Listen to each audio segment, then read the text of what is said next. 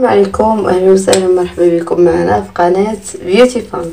اليوم جبت لكم ماسك مبيض وفعال ومجرب كذلك فيه جوج ديال المكونات، يعني ما غتسلفوا لا هكا ولا هكا. عندي المكون الاول يوغورت مسوس، المكون الثاني الحمص مطحون. فقط هاد الزوج ديال المكونات كتخلطوهم تطبقوهم على البشره ديالكم وتفكروني ديك الساعات. اذا غنبداو على بركه الله.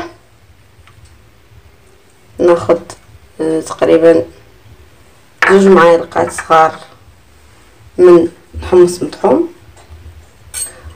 ومعلقه كبيره من اليوغورت مسوس،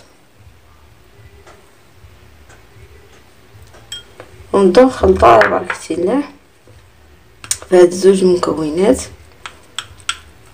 عرفوا اليوغورت مسوس مرطب وتا هو فيه المواد اللي يعني كيدخل في المواد المبيضه والمرطبه، سيرتو البشره الجافه.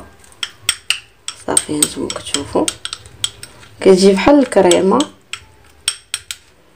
صافي فقط 2 معالق صغار من الحمص مطحون، معلقه كبيره من اليوغورت مسوس، كنخلطوهم نطبقوهم على البشره ديالنا ونخليهم مده ديال 20 دقيقه. من بعد كنغسلو بما دافي، من بعد منه ما بارد. وتفكروني الا طبقتوا هذه الوصفه 2 ديال المرات في الاسبوع وتبعتوها، ان شاء الله غادي تكون النتيجه اللي فعاله والنتيجه اللي غادي ترضيكم.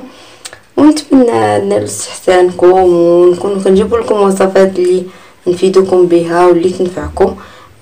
لي سيما انا وصفات كنقلب لكم على مكونات اللي تكون غير مكلفه وفعاله في نفس الوقت. وما تنساوش دعموا القناه ديالنا واشتركوا فيها وفعلوا الجرس باش يوصلكم كل جديد. وتحياتي لكم والسلام عليكم ورحمه الله.